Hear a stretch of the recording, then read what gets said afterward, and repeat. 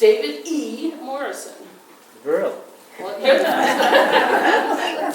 Should have waited to sign. What are we doing now? So you're going to share with folks here what you remember about your working at the Rabbit Hill Inn.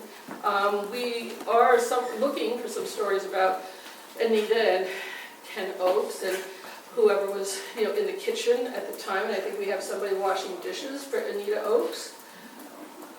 Raise your hand, Carol. Oh, yeah. Yes. I know Carol. Yeah. Well, I'm Dave Morrison, and I grew up in the two houses right below us here. First this one and then that one. So I was really fortunate. I was local, and I don't know how I wound up there, whether Ken or Anita saw my mother at the post office or whatever. But my guess is it was somewhere near the beginning of the season in '57, which I think was the second year of their operation. And I worked mornings and afternoons. Of course, I'm 11, so just little odd jobs for running errands for the cooks, sometimes sweeping the walks on the motel section.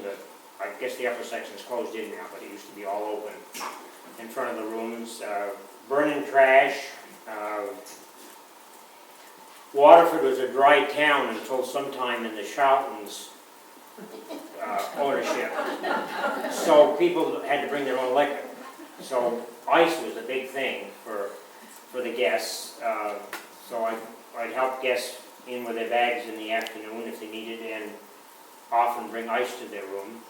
But for me, it was a year-round thing. And the Oaks were Ken and Anita to me, and I was just asking Everett whether he called them Mr. and Mrs. Oaks or Ken and Anita. But I worked for them year-round, shoveling the walk, and they had a cat named Sister. I don't know if that's a Catholic thing or not. I think they...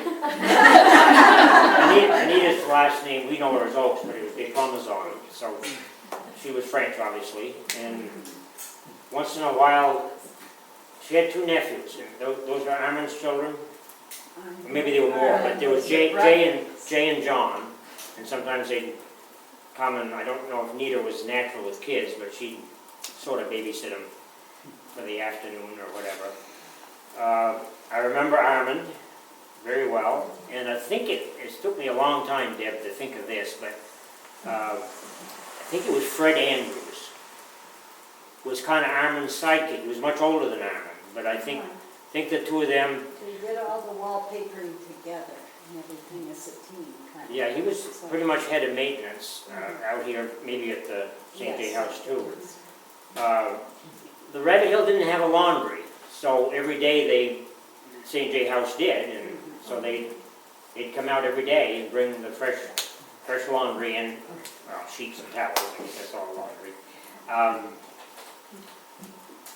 Ken and Anita lived on the third floor, in and out of season. So I think somebody told me that they moved down to the second floor during the winter because the third floor was hard to heat. Is it? That's something you came up with, or from one of the classes? It came in from one of the comments. Okay. I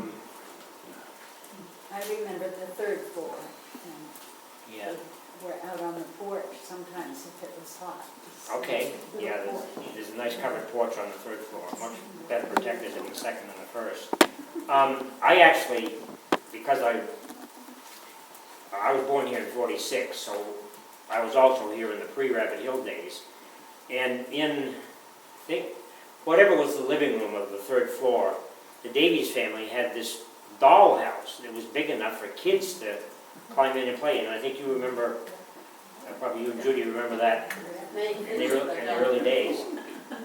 May Fitchett was on third floor. In the early days? Before That it was became before. an inn. Yeah. Yeah. The cat was very spoiled. They bought liver and chopped it. And that's all the cat ate was chopped liver. But one winter while Ken and Anita were off somewhere on vacation, it was an inside-outside cat, and it got away. I mean, it didn't come back when it was supposed to when I was there to feed it. And it was gone like 6 weeks, and I was very concerned that they were gonna come back and find no cat, but she was a fat little thing. But she did come back, but she was a shadow of her former self, but she was alive. I lucked out on that one. Anita was wonderful to me. Like I said, I don't think she really had experience with kids. And at what point did she become old? You just... I think she got married after Anita had started working here. Really? Maybe somebody else would deal with it. Yeah, because Ken was there from 50, Ken worked for always St. to me. Trucking, didn't he? Yeah. Yeah. Pretty sure he did. Anita was great, and I'm sure patient, because I was just a kid. Ken, I think, had a drinking problem. There was a little closet in that front, when you come in, on the side towards the living room, where there was always plenty of hard liquor. And he didn't have a clue how to drive in the winter. There was, used to, where the safe is in the town office over here now, used to be a garage, Hamilton Allport, when he converted that building and dedicated it to the town. His vision was to have a fire truck, because we have no fire protection out here in that time frame. And so Ken and Anita used that for their parking their car. And I remember one winter morning, he tried to get from there up onto the street, and he didn't make it, and he wound up down to the last house in the snowbank. This is after I learned to drive, and I'm actually pretty good in the winter. Well, anyway, he worked for St. J. Trucking, and so he worked. Oh, he was in the office. He worked for Harry Zabarsky, if anybody knows Harry Zabarsky. But anyway, Ken walked back up the hill and called somebody at the office to come out and get his car. He left the keys in it, and I went down and fooled around a little, and pretty soon I had it up here in front of the church, so I was pretty proud of that. At 11 years old? Oh, no, this is after I was driving. Oh, okay. Somewhere in the 16 to 18 time range. Yeah, when you grow up here, you learn how to drive on snow. I don't know if I've covered kind of what you're interested in. Sure. There were 6 fireplaces in the building, and that was one of my jobs, was to, if a guest touched off the fireplace, which was all ready to go, all you had to do was strike a match to the newspaper. So the next morning I would kindle it, relog it, and have it ready to go for the next round. And underneath the back of what became known as the briar patch was the woodshed, and I maybe ever did some of the same thing. Lugging. On a night like this, you'd have to have a fire going in that fireplace. They like white birch, because that looks pretty. So they were always getting white birch logs. And in the beginning, the briar patch wasn't No, the briar patch. It was a few years before they fixed that over, and they put a Franklin stove in there, and it was for group meetings, business meetings maybe, that wouldn't interfere with their regular dining crate. But yeah. Any questions that I can help? I'll go ahead. So I'm going to take a wild guess here that one of you is going to be Deb Thornton. And who's the, yes, please do. And who are you? I'm her sister. You're her sister, are you? Yeah. Okay, and what's your name? Judy. Judy. So, this is for the videotape. This is Judy Hull and her sister Deb Hull Thornton. And this is, you're going to talk about your dad and managing these 2 properties and what it was like to cook here. I think you have some wonderful family memories. Well, I'll start. We didn't cook. And we didn't live at Rabbit Hill. We lived in St. Johnsbury. But in 1946, my dad had gotten out of the Navy, and George Nicola owned the St. Johnsbury house. He was from Massachusetts and didn't know a thing about innkeeping, her hotel business. So he hired my dad, who probably was 34. He met him in a bar. Yeah. Anyway, he hired him. And Dad came up in 1946, and I was with him as a newborn, and my mother and other sisters. So we lived in the St. J house. and he was the general manager there. In the 1950s, the whole country was prospering. It was a very good time for business, and especially hotels. So Dad did make it into a very nice and prosperous inn and hotel in St. J. But in the 50s and 60s, people had money and were traveling, and motels were becoming popular. And so Dad had seen this Rabbit Hill building and wanted it, but I gathered didn't have the money. So he talked to Mr. Nicola into it. And if I remember right, the St. Johnsbury House, like, as a corporation, bought Rabbit Hill. And I remember going there with Dad. I was very young, so my memories probably aren't too clear, but I know that the carriage house was underneath that they turned into motel units, and above it was a ballroom, like, that hadn't been used for years. And I'm thinking we stayed overnight a few times in a room that they called D. David, do you remember? Yep, that was over the dining room. Yes, that's where, and I do remember that Dad liked to do all this, and he picked the wallpapers, so we remember the wallpapers. Those kids, you know, that was what we were interested in. But Dad hired Paul Sweat, and a lot of you might remember Paul Sweat. He was a contractor, and this was his first big job to do over Rabbit Hill. And he was always very happy with Dad for hiring him. I didn't know that, thank you. Yes, Paul Sweat.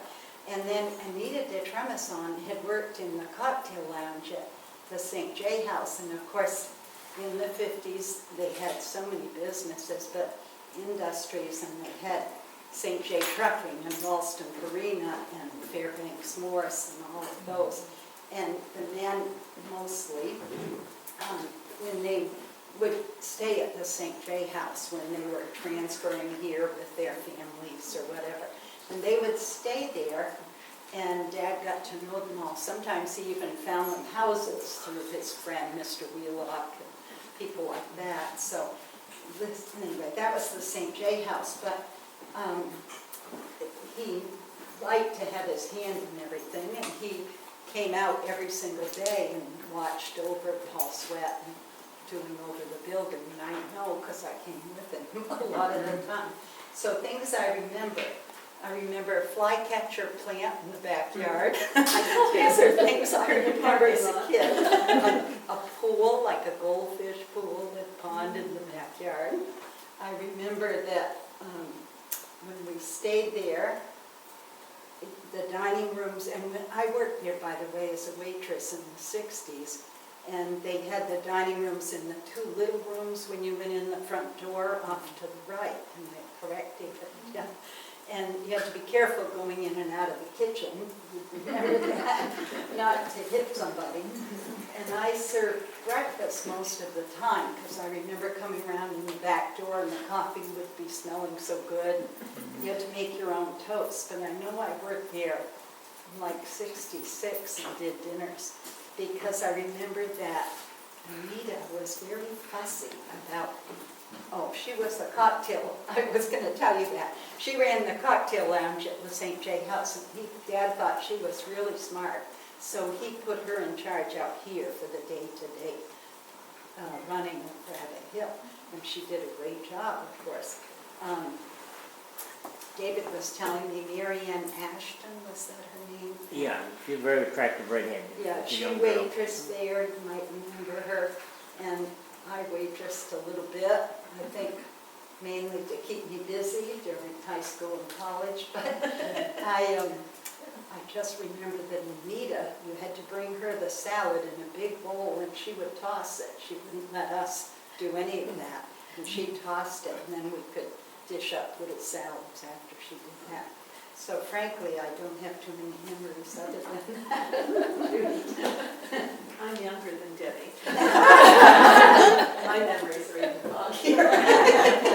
I remember the fish in the briar patch. I remember a peacock in the ballroom. The stuffed one. Oh. We went roller skating That was over here. Under the library. Yes, And you had the house at the post office, the model. they're upstairs now if you get a chance to go up And, later. And I remember the picture plans in the parking lot. And the square bathroom. And the square bathtub, yes. Helen? Say that. And the teeter-totter, it was a great teeter-totter. She's reminding me of things I left out. When the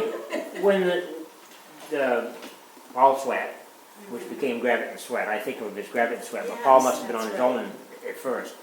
When they bought it from Davies, it wasn't as long as it is now. And way back, before they did the first re-roofing job, you could see that they added what amounted to 1 1/2 units to the end towards 18. To make six down and 6 up. And what is so different from the current just came in, back then, it was, in the beginning, it was known as the Rabbit Hill Motor Inn and Motel. That's what the Yes. signs on 18 said. And a double bed was $10. Twin was $12. And D, as you described it, was more because you could really put a whole family in there. You could pull out the couch and, but yeah, times have changed. I have one more thing, because I look at Everett and I think of this. I remember going with Dad over to the restaurant up there on the hill and buying pies that they took to Rabbit I Hill. remember his mother, bringing the pies every night when I was dating him. And I remember Gladys was a wonderful pie maker. Rabbits on the front lawn. Yes, what about those rabbits on the front lawn? Remember those? They had there. They were cast iron. Did you take them with you when No. there was a change in ownership? But I used to play with them. Arrange them. People Yeah. would, I don't know where the original ones came from, but people would give them to Rabbit Hill. Okay. And it's quite a collection of them. Carol, did the Davies have rabbits out there? Those Little stone rabbits? the stone rabbits or whatever? Painted white. Just pretend rabbits. Did they have, when you were there with the Davies? No? Okay. Would you like to add anything about Anita Oaks, Carol?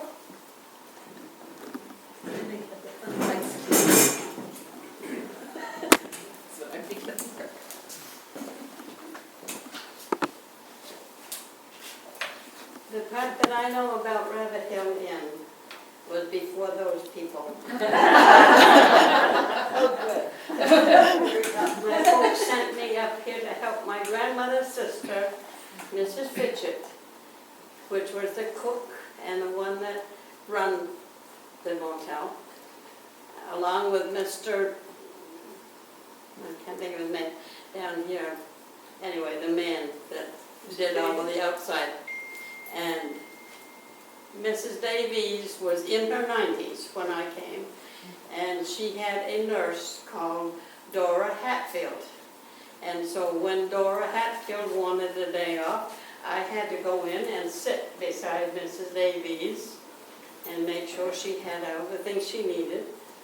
And then when Dora came back, why then I could go out and do some things for my grandmother's sister, and that's pretty much what but I was not allowed to do a lot of things.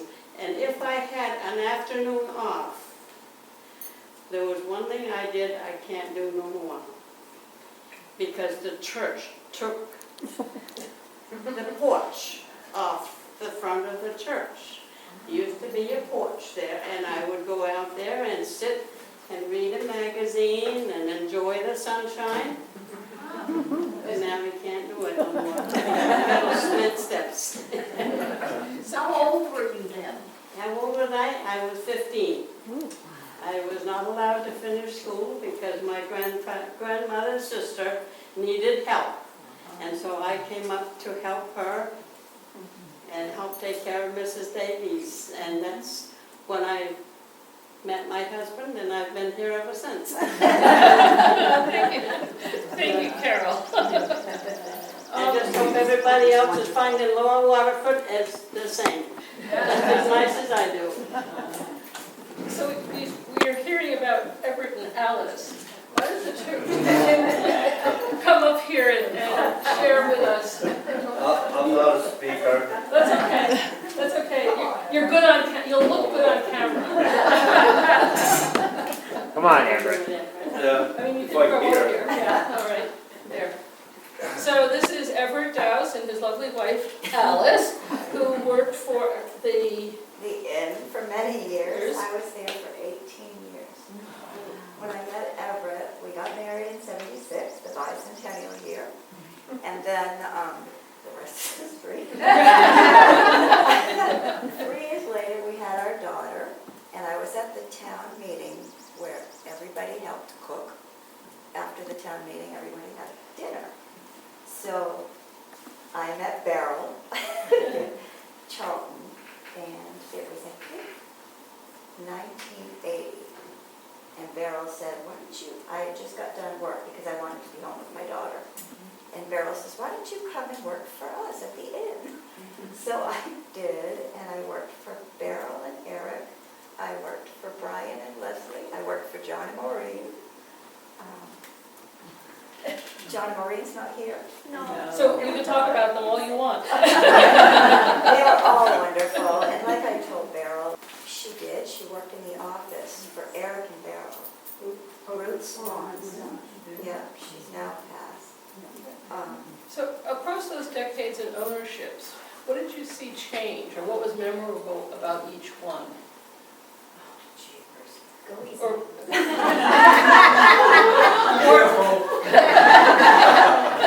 Every year, every spring, I remember mud season, the inn would close, and they would always do something constructive. Whether it was Painting. they always did over a room or made a guest room prettier. Then all the fireplaces started coming in, all the bathtubs, all the big jacuzzis popped up. It just got more elaborate as the years went by. And I'd love to go in there now and see it now. And I remember in the morning when I started just doing breakfast, the women would buy my rabbits that I would make, the little stuffed rabbits, and I would dress them up, put bows on them and jewelry on them, and they would catch me in the dining room and say, would you autograph this? And then Leslie, she had me making all the hearts for the doors, so that was a keepsake as everybody came and went. But I just remember the inn getting more beautiful every year. What do you remember? I'm not a speaker. well, that's okay. David's Helen, gonna ask you. Everett's being bashful. He started right after I did doing the same thing. Come on, Everett. Exactly the same thing. Right, Yeah. so you would get cars out of snowbanks. No. No, I don't think I had to do that. It was like getting the mail at Dorothy's every morning. Because I had work in the morning for several hours and then evening time too. Just like what David did. You know, getting the mail, bringing ice to rooms, helping people unload their luggage or load, when they were checking out. Did any of them leave you a big tip? Yeah, like $1. That was pretty good back then. I think I was only making 75 cents an hour. Way back then, in 19 what? You said you'd make 64. you'd make $75 a week as a kid. Yeah. You must have driven a hard bargain, Everett. I only got 50 cents an hour. Yeah. It was fun though. It was fun. Back then, you didn't get a social security number when you were born. So that was the first time I got a social security number, was when I was 11. That's funny you bring that up. Me too. Yeah. Yeah. So, and what about these pies? Because, Gladys Whittemore, his grandmother. My grandmother made the pies. okay. And did you sample the pies? Did you have to deliver the pies? Smell them as they went out the door. Pies. No, she started doing that when John and Ruth Carroll owned the inn. Okay. remember going over Everett. But would that have been when I was in college, like in the 60s or Yeah. something? To get the pies? Yeah, Yeah, but that was earlier. and then, yeah, I'm not sure how long she did it, but, yeah, it was like every day. I met the infamous ghost too. My first 2 weeks on the job, after Beryl hired me, I was downstairs getting ice for the evening meal. I didn't know there was anything, such thing as a ghost at Rabbit Hill, but there is. I was down getting ice, putting it in my bucket, and I could see this gentleman standing there. And I kept putting the ice in, and I turned around just quick enough to see a man in a Confederate uniform, big bushy hair, with a hat, with a black visor, and a real, he smiled real big, and then he disappeared. And I ran upstairs with my ice, and I said, Jackie, I think I just saw a ghost. And she said, well, what did you see? And I told her, and she said, that's the ghost everybody sees if they see him. And I never saw him again in all 18 years. I think he knew. Hi.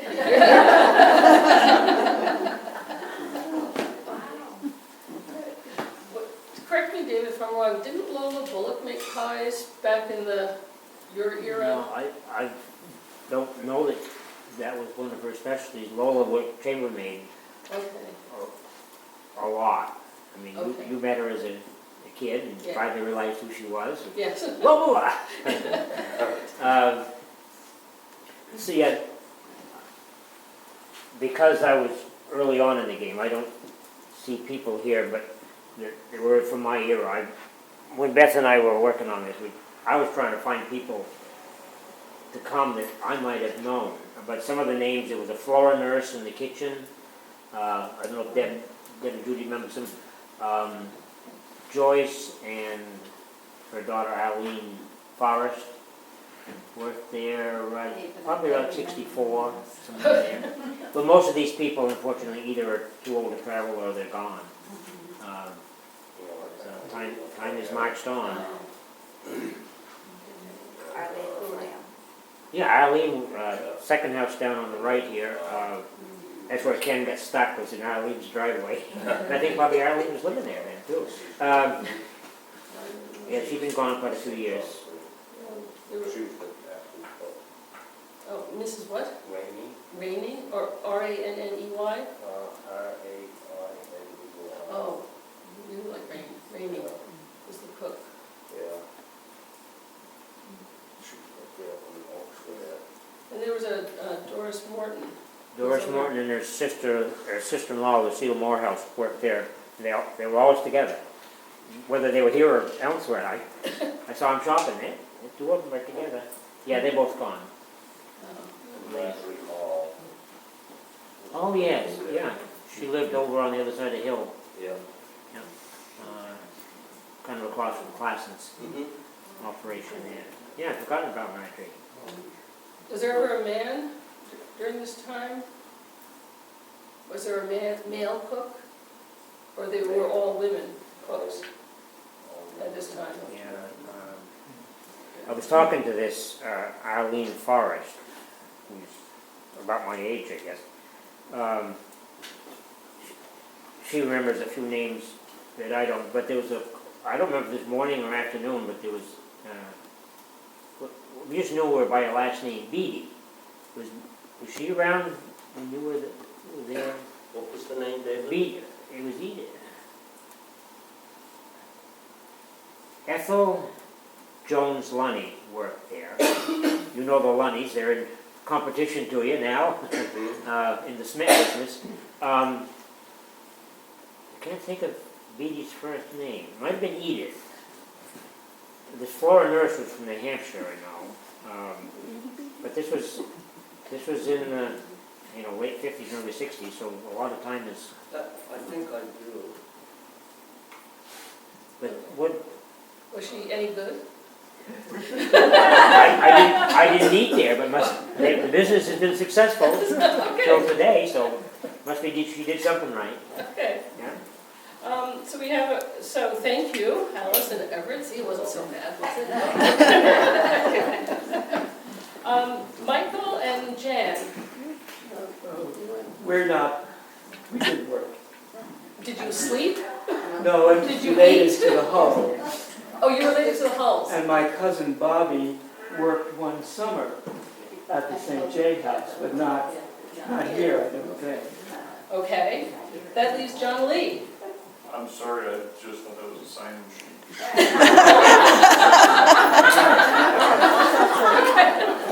This is so fortuitous because a week ago we came to the inn because some friends of ours wanted to see where we used to live. And so we stopped in and Brian and Leslie welcomed us. And they said, oh, you should come back next Wednesday for this event. And so they issued an invitation to us. So Alice, if you want to see what used to be the briar patch, it's now this most gorgeous room. Come and have a jacuzzi there. I won't tell. Can I just speak first because I don't often have the chance? Yes, I understand. So you want to look in that direction though, because that's where the camera is. I think my memory is mostly, of course, lots about the inn, but other people in the community. I remember Carol so well at the Women's Fellowship thing. She had been dead for years. He was such a pack rat. Chinese pies were wonderful, but 4-year-old, I don't know. I don't know how many years since she passed away. She was wonderful. And so was your father. And, no, it wasn't your father, it was grandfather. Sorry, got it wrong. But anyway. And then Arnold Waters was just such a gem in this village. We used to call him the mayor of Waterford. And he was always so helpful when anything went wrong. And we just loved that man. One thing that somebody mentioned about wasps or you kept bees or something in the pond, what were you talking about? Oh, the fish. Oh, that was fish. Oh, Fish. well, I thought it was bees, but anyway. Yes. Our son Paul worked for us for a while, and we had a problem with cluster flies. I don't know if any of you have those problems. Sometimes the waitresses, not Alex, cut the pies so that they have a bigger piece for their guests. And so as a result, they thought, they're the tips, a big piece of the pie. And they were supposed to be cut into 8. Well, I'll tell you, I had those people so terrified that there are people in our family, Nina and so forth, who have been traumatized for life and will not cut a pie now. Because they can't do their ADVP. But the community was so important to us, and the church, and every day was precious. And then we would burn the greens on, and Arnold was a real pyromaniac. I have a picture of him running from the flames because he threw it. So that was a lot of fun, and we're thinking of starting it in Laconia.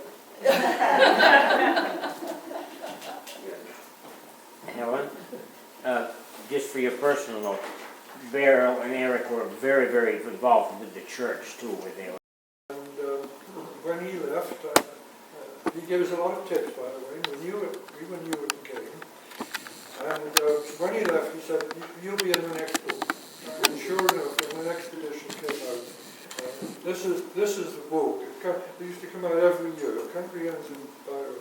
Unfortunately, after a few years of being there, he went to a new publisher, a bigger publisher in New York. And they twisted his arm into spreading out and doing inns from sort of all over the country. And it sort of lost its cozy New England feeling, I think. But anyway, for us, that was a great help. There are many, many stories like the ones that Beryl has mentioned. I'm sure she has lots more. just tell one, which one? Sure.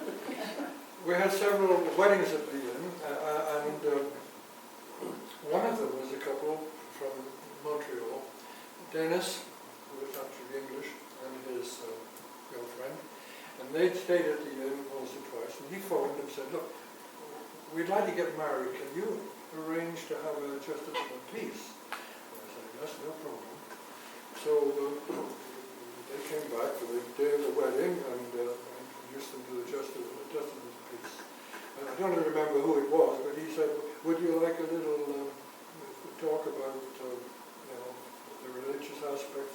No, don't anything like that. Well, tell me a little bit more about yourself. We'll have a little homily about the two of you. No. Just the bare essential. So we got together, and they're a happy couple, and just as a piece. And I think he said, it has to say, will you accept the other person as your married husband and wife? And then he said, and by the powers invested in me by the state of Vermont, I declare you man and wife.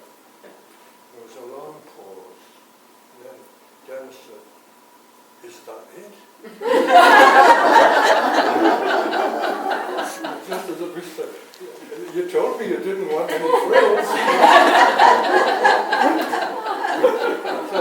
I just want to mention one more thing. About 10 years after we left the inn, I was asked to write an article about our experiences. I'm not going to read it all to you, but I just want to mention, I just want to mention the last paragraph, because I think it's so important. There also comes the feeling, the feeling of humility, the realization that the inn is truly not ours, and that we are only the stewards. We felt that way, and I think most of the innkeepers that I've known do realize that. We are only in it for a certain time. Hopefully we can make it better, but as I said, we have to remain humble. But we had a darn good time there, and I hope Brian and Leslie are here, and I hope they do too.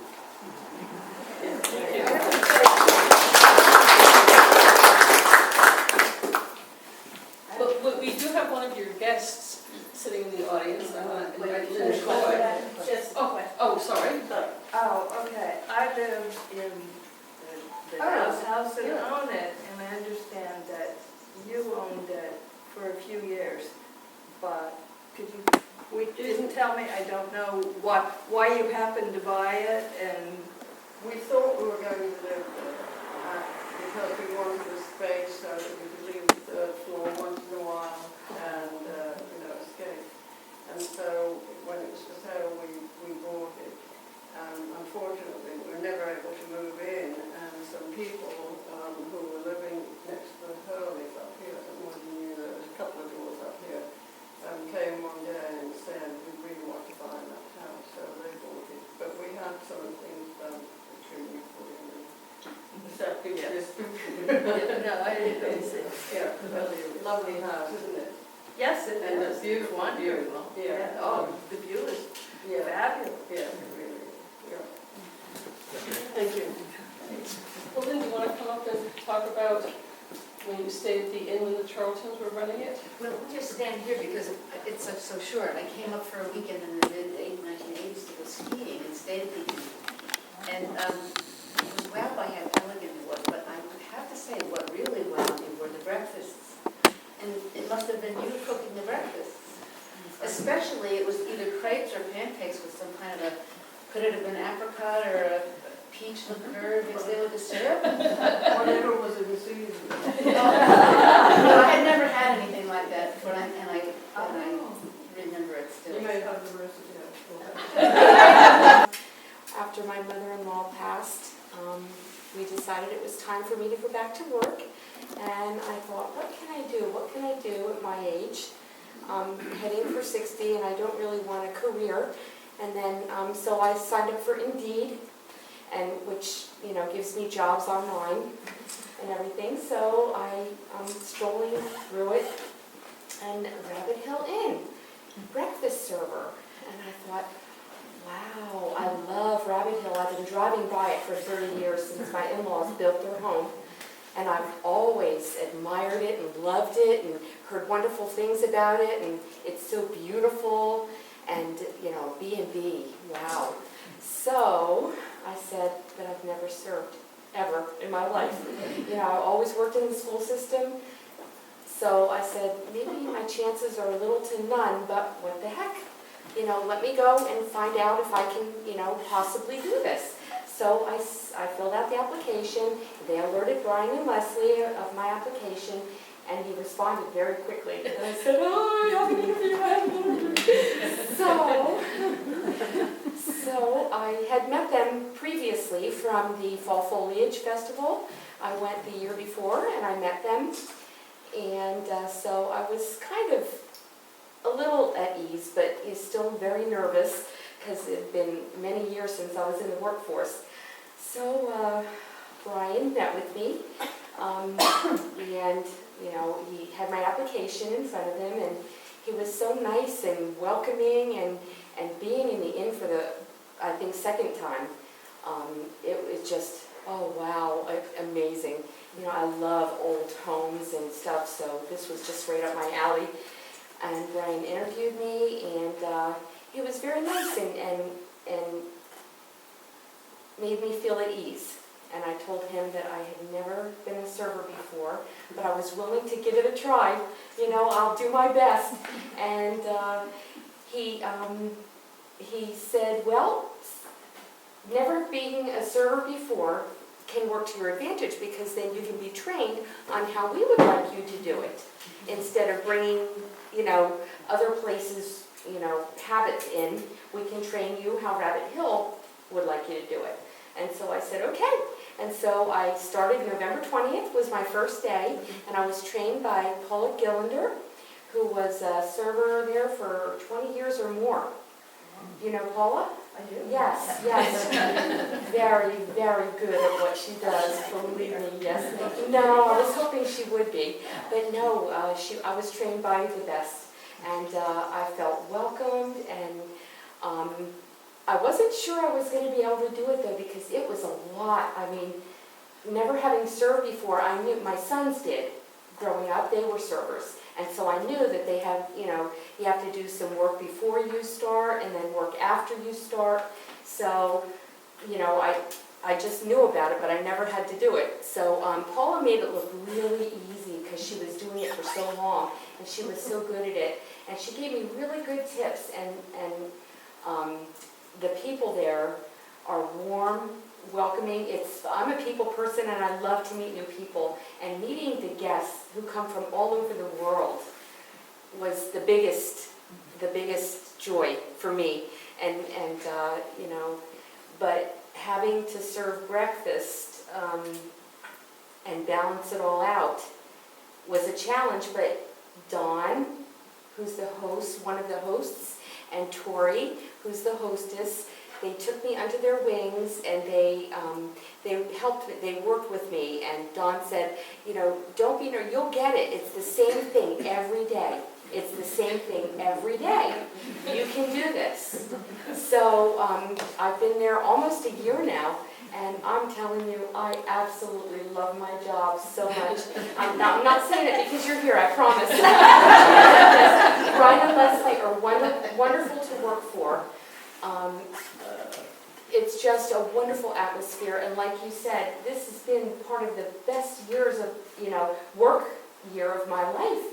I really enjoy this, and I just love it. Do you want to know, like, how we do things, or? No, that's okay. Yeah, okay. Because we've got a wonderful, you know, chef and a routine going on. It's just wonderful. I really love my job, and at the end of my shift, I get to choose what I want to eat from the chef's field choices of the day, and you know, we're allowed to eat our breakfast, you know, and then go back and, you know, finish up and everything. And boy, I've been putting on some weight, so I have to diet because all the meals are exquisite. It's just wonderful.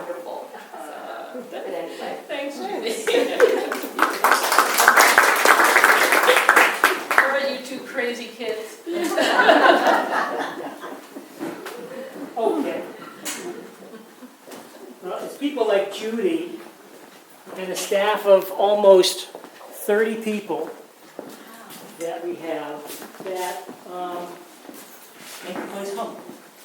And we've been really fortunate over the years to really have just really wonderful people. Some staff have been with us now for, well, Paula just left us about 1.5 years, 2 years ago, after 20 years. Our head housekeeper has been with us, they predate us, 27 years. Yeah. So, you know, we've never been, when we left the corporate world, we really left the corporate world. And Rabbit Hill does not have an operations manual, it doesn't have an employee handbook, and it doesn't have a procedures manual. The main rule that we have is do what makes sense. You know? Everything is situational. And be nice, exactly. And that's been the thing. And as I said, you know, Judy gets hired because Judy has this personality. She's just bubbly. Every morning.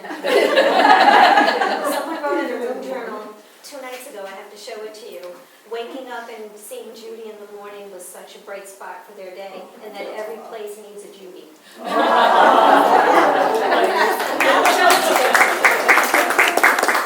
You know, there's this thing called TripAdvisor out there.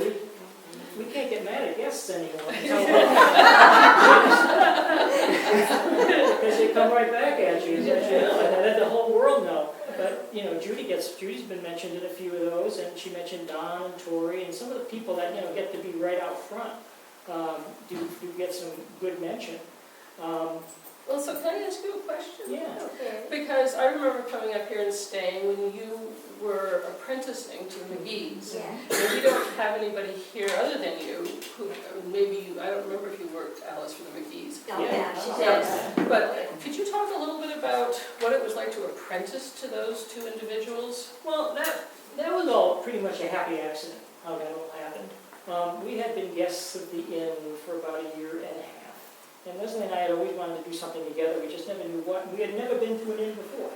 So Rabbit Hill Inn was our very first inn experience. We found it at a library book. Right. Elizabeth Squire's book. I remember Elizabeth Squire. So she, so we came to the inn, and just for whatever reason, you know, came to enjoy John Lorraine's company. While we were there, the experience that we had at the inn was unlike any experience we had ever had before. And many other people would say the same thing, you know. Even our relationship with the other guests the first time we were there was something very unique, almost difficult to describe. So, you know, we got to chatting with John and Maureen one night. We were actually having dinner with them because we had been a few times and they had invited us to help them put on a murder mystery weekend that we used to do years back. And she said, well, come up a night before. We try to take Thursday nights off. We'll have dinner. We'll talk about the murder mystery weekend. By this time, Leslie and I had been chatting. And we said, well, maybe innkeeping is something we'd like to think about doing.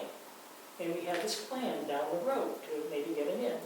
And so we were having dinner with the McGee's, and I said to John, because the conversation kind of moved toward the inn business, we said, well, we're thinking of becoming innkeepers one day. How does one go about doing that? How do you buy an inn? You know? And Maureen looked across at John and Maureen, and he had a very sarcastic wit about him. He could. And Maureen said, John, are you thinking what I'm thinking? And John said, Maureen, I never know what you're thinking, just spit it. And she said, well, as it turns out, John and I have been chatting. We've been innkeeping for about 7 years now. The old rule of thumb was innkeepers would last about 7 to 10 years, and then they'll be in. And we've brought the inn to another place, and we want to enjoy the fruits of our labor. We don't want to burn out quite yet. So we were thinking, maybe we bring out another couple to help us manage the property. And if we do that, perhaps we can prolong our life a little bit. And so the plan was, in 2 years, we would move up to Vermont and help them manage the property. After several phone conversations over the next couple of weeks, that 2 years became 6 months.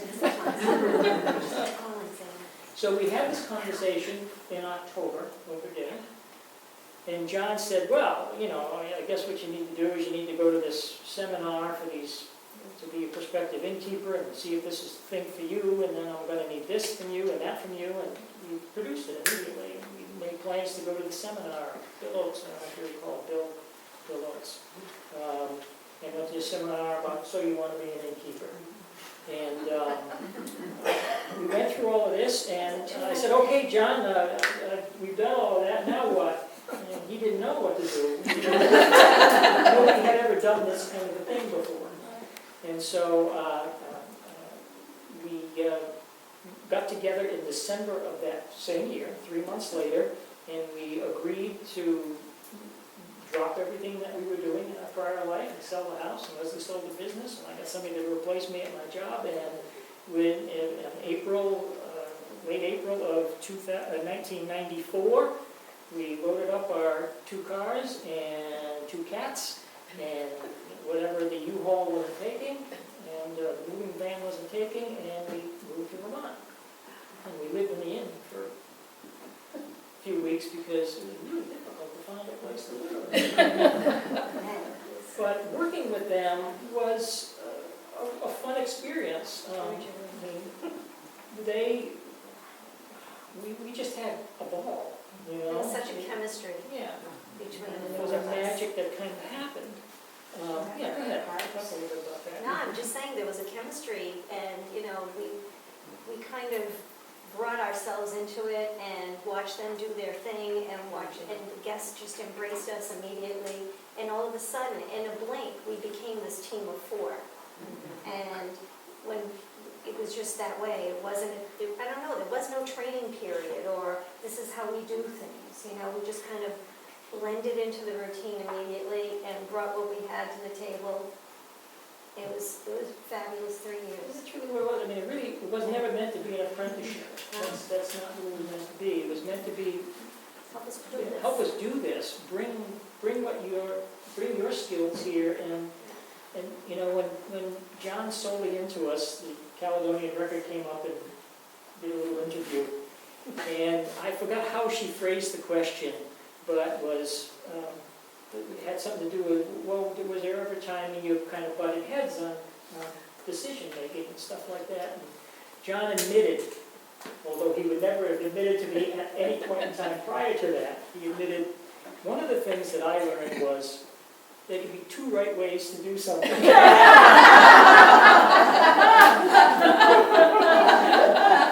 Because oftentimes I come into the office and say, John, why don't we do this? And he said, when you get your in, you can do it that way.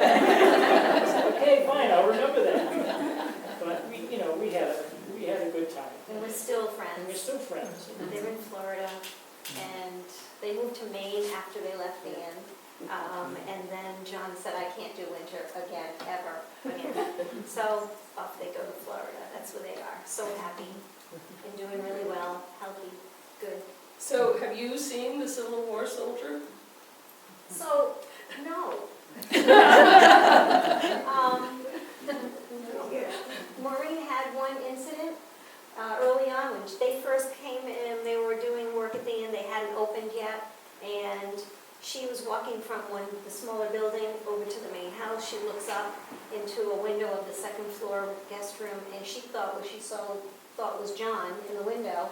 And then she's watching her footing, making her way over, and John comes out the front door holding a hammer, and she said, how did you get from the 2nd floor down here just now? He said, I haven't been on the 2nd floor in a few hours. So that was her version of, well, then there wasn't anybody. The inn was closed, there wasn't anybody buzzing around, and so she saw this thing. That was it. Alice's story, I remember that like it was yesterday. And then one night at dinner, I think you might have been there, Alice. You might have been serving dinner that particular night. We had a young lady, what was her name? Oh boy, I can't remember her name. I had to fire her. It was during the time that John and Marie was still there, so the 4 of us were together. And she was down in the basement, either getting ice or getting some wine or something like that. She came flying up the stairs because she had seen something. And I think you might have reiterated to her your little story about what you had seen. remember that. And I'm going to leave this room and I'm going to remember what her name was. Was it Kim Malachi? No. Sally Sherrod. Sally Sherrod? No, she wasn't there very long. She wasn't there very long, but you remember she was a local gal. But, so let's talk about the ghost just for a little bit. Let's put it, we can wrap up the ghost, actually. Okay, all right, let's So wrap them up. we had a guest who came to the inn, how many years ago? 10, 15 years ago maybe. Yes, Burlington couple. Yeah, Burlington couple. She was a nurse. She was a hospice nurse, as a matter of fact. And she had won some sort of a contest for raising money for Alzheimer's. The memory walk in Burlington. Sort of a thing. that year. And the prize that she won was a night's stay at Rabbit Hill Inn. One of the gifts that they gave. Okay. So she came and we put her in one of the rooms that was in what we called at the time the ballroom wing. There were 6 smaller rooms in this wing, and she was brought to one of them, and she stood at the doorway, and I think you might have been hosting her in. Susan hosted her in, and she stood at the doorway and she stopped. And she said, "This is a lovely room, but is there another thing we can have instead?" And so she said, "Anyone." And so she walked to the very next room, and this room was available, and she said, "Oh, this will be fine, thank you very much." And we later asked her, "Was there something wrong with the room?" And she said, "No, but there was a gentleman in there, and when I walked in, he put his hands up." Now, what this woman went on to tell us was that in her spare time,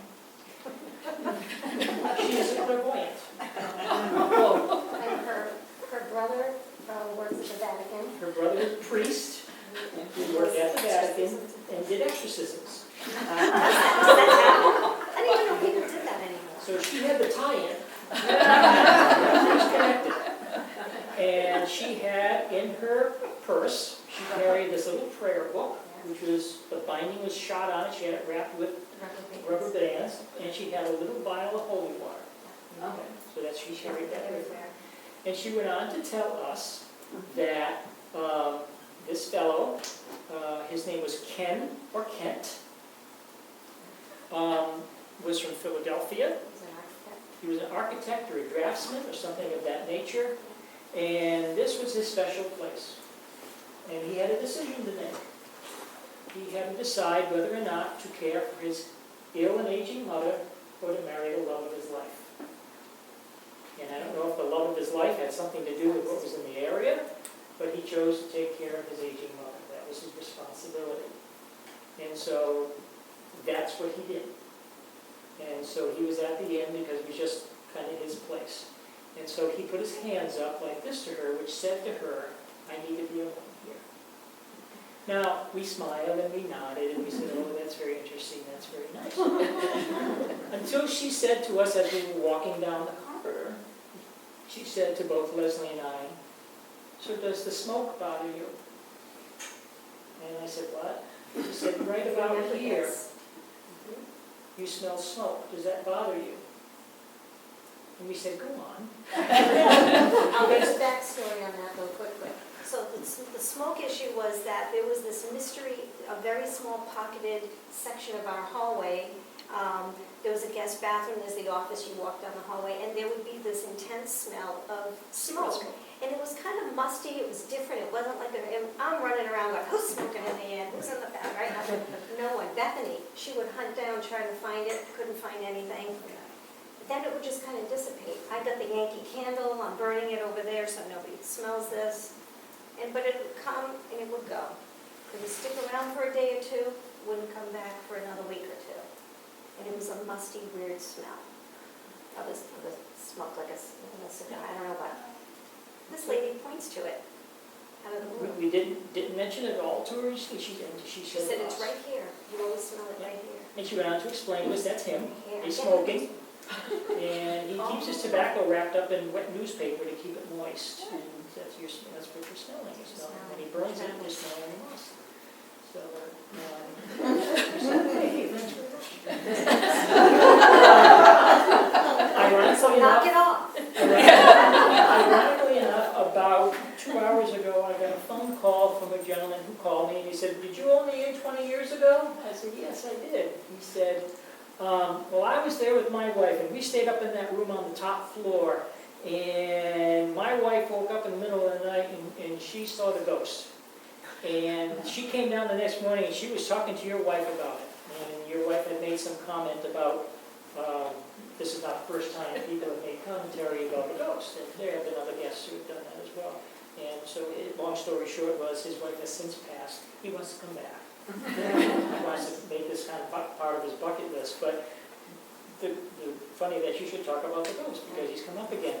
But we haven't seen Ken or Kent. She said that when he found peace, he would move on. So now the only other thing, next morning, she's only here for one night, she has breakfast, she's at the office now, and she's standing there's a hallway there, and we are about, and the staff didn't even know that we were about to take on some major renovation planning, okay? We were gonna rip out 6 rooms, take 2, make 1, write the whole thing we were gonna do. But we hadn't gotten into it yet, it was like paper and pencil. She said to me, he wants me to tell you, and she puts her hand, she goes, he has his arm down this hallway, and he wants you to know that the work here will go very well. And I said, what do you mean, the work here? And she's down the hallway, all the work you're gonna do down here is gonna go very well. And I thought to myself, again, I knew it was something. Yeah, right? So I said, oh my God, we're planning some major renovation down this hallway. And she said, it's gonna go very well, he's an architect.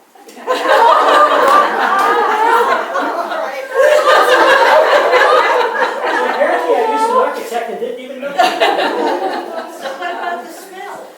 It never came back. Never came back? No, never came back. He's gone, he's moved on. No one's in 10 years, I would say, has made any comment. That's good, because when I go down to get ice tomorrow morning, bring a dog with me. Bring a dog with me.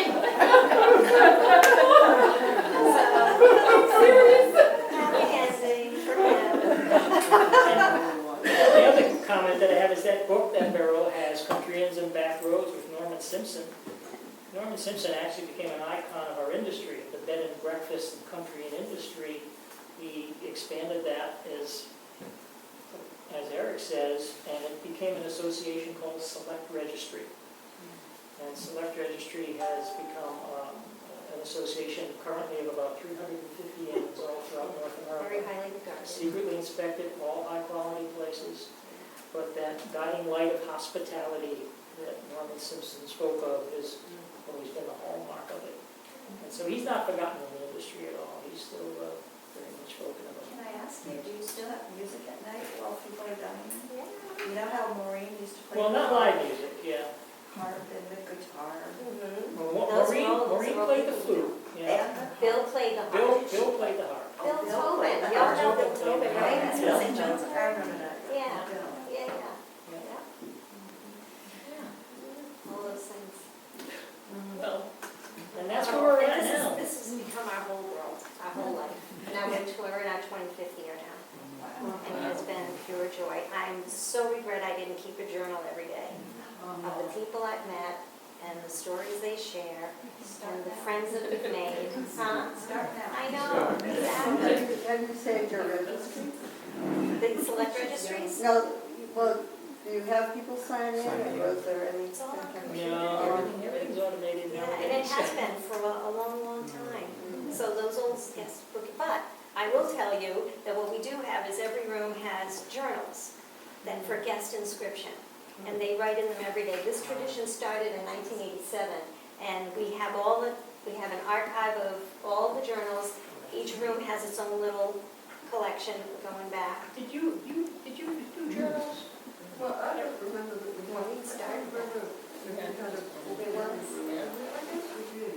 Maureen started the fabric journals, but you might have had a guest sign-in book, maybe? Well, I think we have to scrub it with Mark would not. But I have to say this for 2 things. One, how wonderful our staff was. It's amazing people, like Mr. Baker. All the people. But you are doing such an amazing job. I mean, the place is just simply wonderful. Bravo.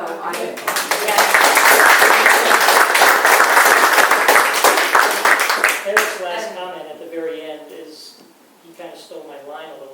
because I was almost going to say something to the same effect. You know, nobody owns a place like that. It owns you.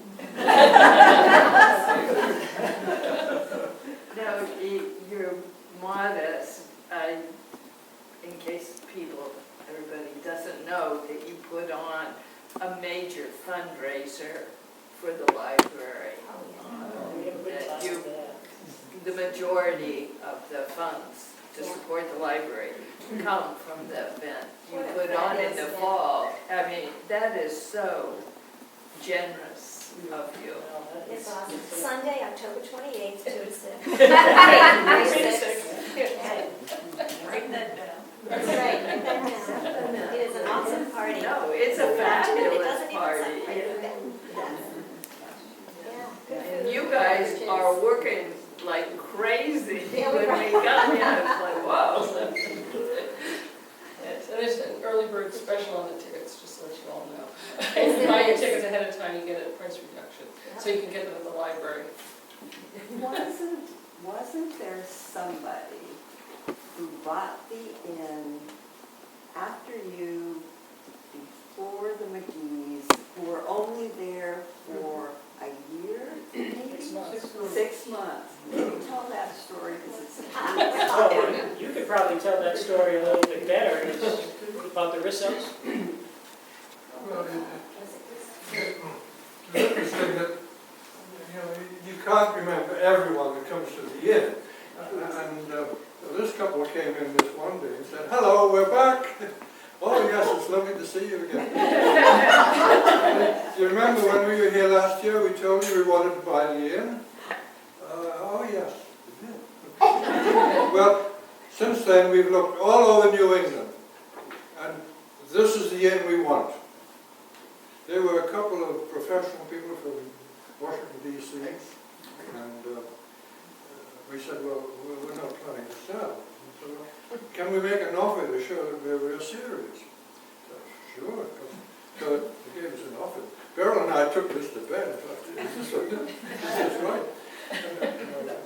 Sometimes we were sad in some ways, but this is an offer we couldn't refuse. This couple came in. They had no children, no kids. I think they both had jobs where, they caught the 8:25 train and were in their office at 9:05, and they could tell their secretary, "Please hold all calls," and all that kind of thing. And they thought you could run the inn from the 3rd floor with a computer.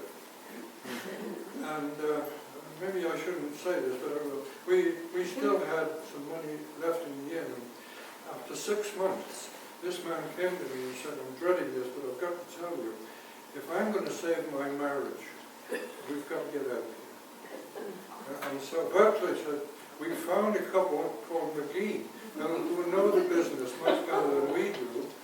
And they hadn't been there very long when something went wrong in the kitchen late at night, when the sprinkler system went off. And the kitchen was covered in white powder. And so they went upstairs, and I can say this because this person is no longer with us, as long as it's gone. He was only with us temporarily. And he was the chef, and he slept on the 3rd floor. And he had gone to bed, so they went up to wake him up, to ask him to come and help. But he'd gone to bed with a bottle of gin. I must add this, because I think he had worked as a chef in a Catholic institution in Boston. And he loved Beryl. He called her Mother Superior. And he used to have specials some nights. I remember one special he did one night, and he called it "More Damn Chicken." He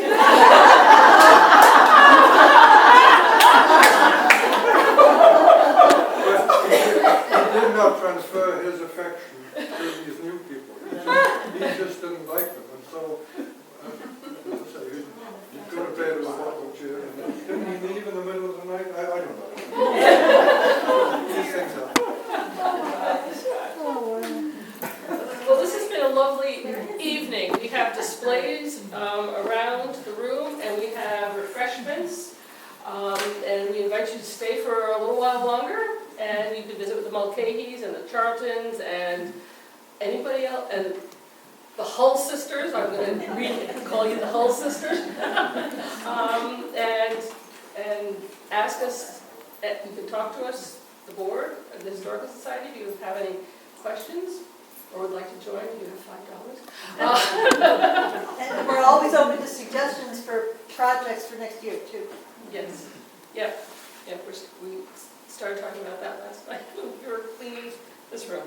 So, oh yeah, so I'm going to do this thing because I'm all about the history. So on June 30th of 1859, the previous building on this lot burned to the ground. And Craig's been doing a lot of research in the grand lists to figure out what it was and who lived here, and hopefully we'll have something that we can share definitively in this coming year.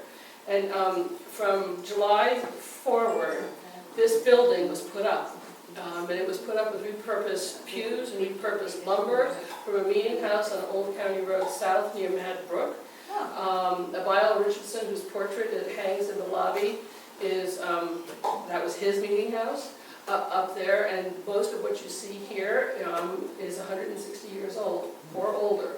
And next year the church will celebrate, so I'm putting you on notice, the church will probably partner with the Waterford Historical Society. We think that most likely our joint benefit event in June will be to celebrate the history of this building and this famous intersection here. So, you know, and rhubarb will be served.